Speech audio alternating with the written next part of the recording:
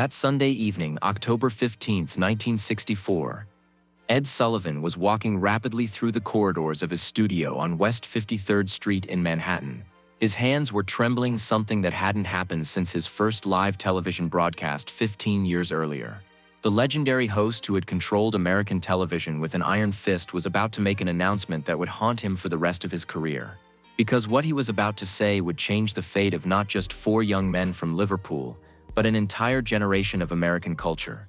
But Sullivan didn't yet know that the decision he made that night would forever brand him as the man who got it spectacularly wrong in America's collective memory.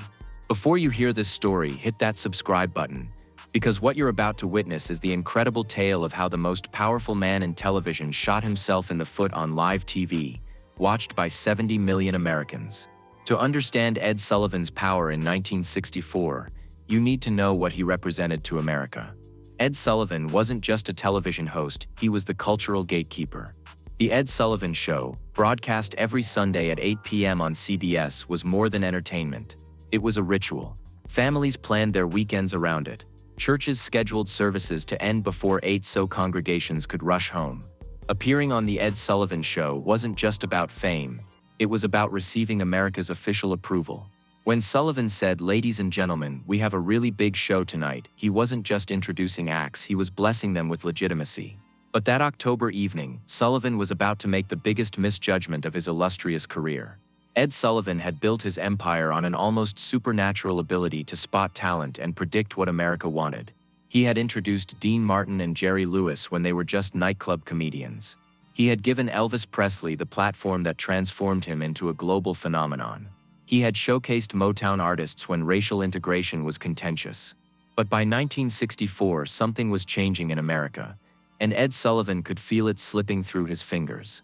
The cultural landscape was shifting, and for the first time in his career, he wasn't sure he understood the direction it was heading. Here was the problem that would become Sullivan's nightmare. 4 young British musicians had invaded America for the second time.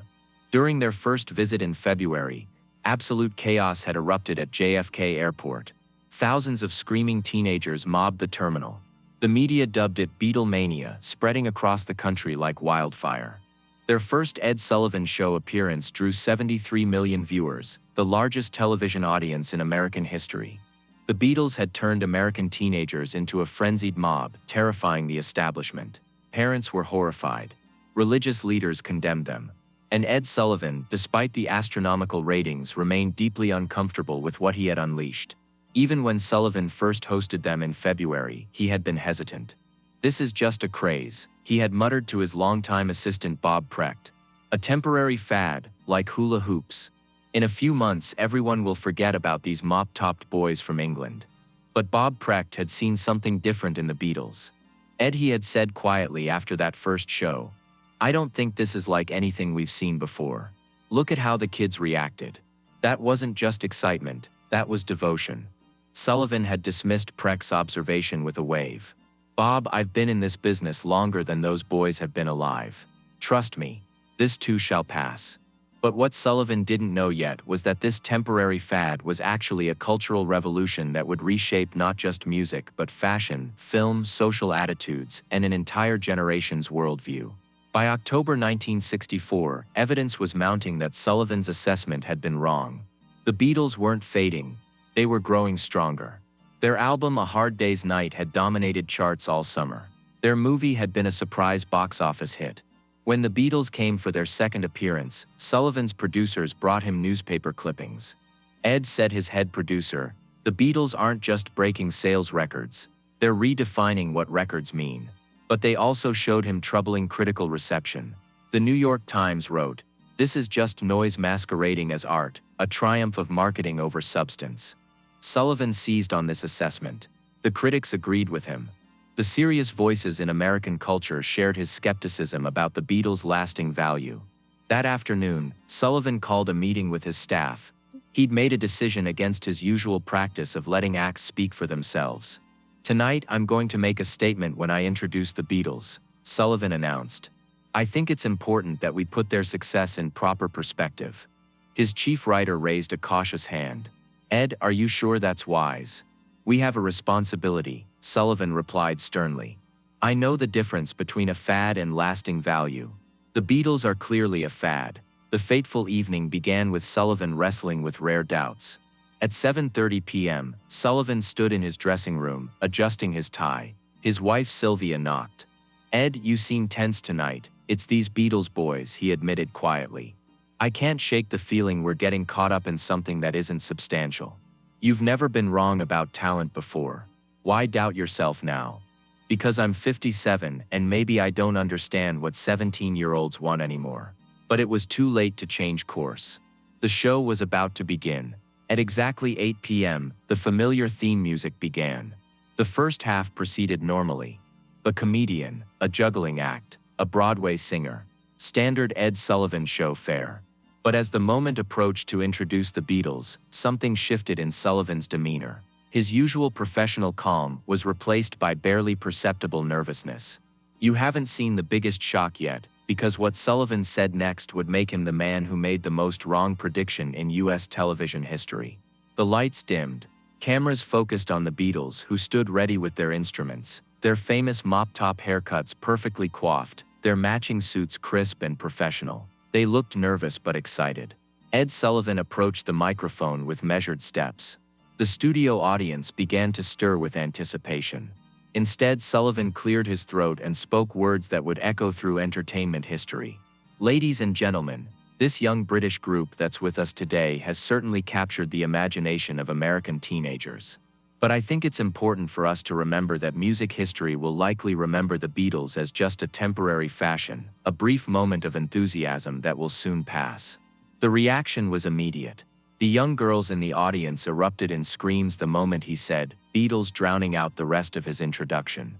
The Beatles themselves looked confused. They hadn't quite caught all of Sullivan's words, but they sensed something unusual in his tone. But what Sullivan didn't realize was that these words were being broadcast live to 70 million Americans and recorded for posterity. The Beatles launched into their performance with their usual energy and charm. They sang "I Should Have Known Better" and "If I Fell," showcasing both their rock energy and harmonic sophistication. The studio audience went absolutely wild, but Ed Sullivan watched from the wings with skepticism still etched on his face. The immediate aftermath revealed just how wrong Sullivan's prediction would prove to be. After the cameras stopped rolling, Sullivan found himself backstage with Brian Epstein, the Beatles' manager. "Mr. Sullivan," Epstein said politely, "the boys are tremendously grateful to be on your program again." Sullivan's response was cool. "They're talented boys, Mr. Epstein. Very talented. But this kind of music, this level of hysteria, it can't sustain itself. Next year there will be something else capturing young people's attention." Brian Epstein studied Sullivan's face. "You may be right, Mr. Sullivan. But perhaps the boys will surprise you." "Perhaps," Sullivan replied, but his tone suggested he very much doubted it. And from that moment on, Ed Sullivan's mistake began compounding. 1965 arrived, and the Beatles didn't fade away. Help! Showed musical growth and sophistication. 1966 brought Revolver, changing what popular music could be. 1967 brought Sgt. Pepper's, and it was clear the Beatles weren't temporary. But the painful part was how his prediction followed him everywhere. By 1968, Sullivan couldn't avoid reality. His assistant brought him a folder thick with newspaper clippings. Headlines were brutal. Sullivan's spectacular mistake and the wrong prediction that will haunt TV history. That evening, Sullivan sat with his wife Sylvia. "Maybe I really am getting old, Sil. Maybe I've lost the instinct that made me successful." "Ed, you've made one wrong prediction in a career full of right ones," Sylvia replied. "Don't let it define you." But redemption would come from the most unexpected source. In 1969, Sullivan received a surprising phone call. Paul McCartney was in New York and wanted to meet privately. They met at Sullivan's CBS office on a quiet Tuesday afternoon. "Mr. Sullivan," Paul began, "I wanted to thank you." Sullivan was confused. "Thank me? For what?" "For calling us temporary," Paul said with a gentle laugh. "You have no idea what a gift that was." Sullivan was stunned. He had never considered this perspective. Paul continued earnestly, "When we heard what you said that night, it lit a fire under us. Every time we went into the studio to record, one of us would say, Let's prove Ed Sullivan wrong again. You're saying my mistake motivated you? Sullivan asked, hardly believing it.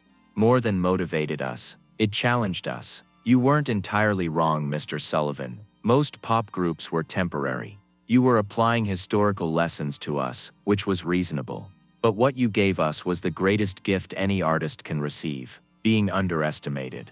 Paul leaned forward seriously. When someone as respected as you publicly doubts whether you'll last, it creates a burning desire to prove them wrong. Not out of anger, but determination to be the exception. Sullivan felt something shift inside him.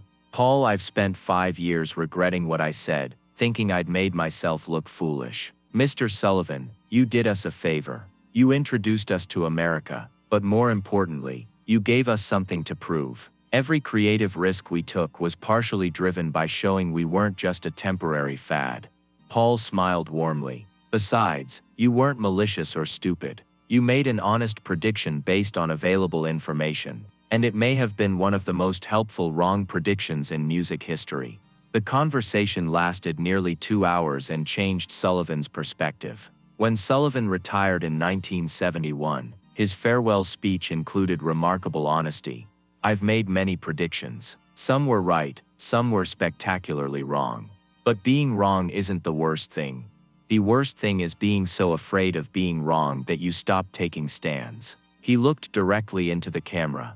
I was wrong about the Beatles, dead wrong. But I'm not sorry I said it, because it was what I honestly believed. Sometimes being honestly wrong is more valuable than being safely silent. The legacy became something beautiful. Paul McCartney continued to speak fondly of Sullivan for decades. Ed Sullivan gave us 2 gifts: a platform to reach America, and the motivation to prove we belonged there. John Lennon put it succinctly: Sullivan's doubt made us stronger. His respect made us feel legitimate. When Sullivan died in 1974, Paul McCartney's statement read, Ed Sullivan gave us the challenge to prove we deserved it.